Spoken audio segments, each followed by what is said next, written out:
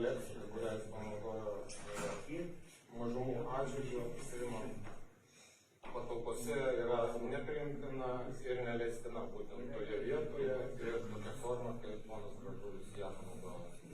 Kokia suma nukentėjusiems?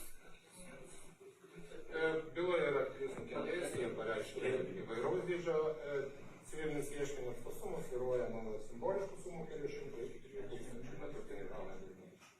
Teisėjau, gal galima konkrečiau, kaip priėjo kolegija sprendimo, kad ta leksika negalima būti Seime po Petro Gražulio?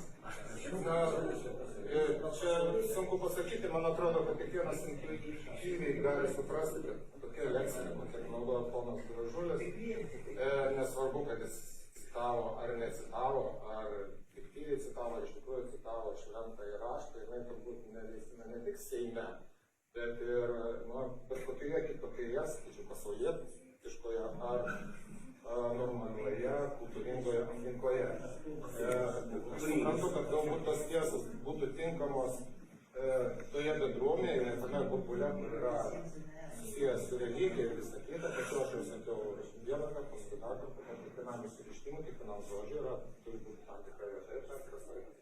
O teisėjau, ką pasakysite? Padaręs,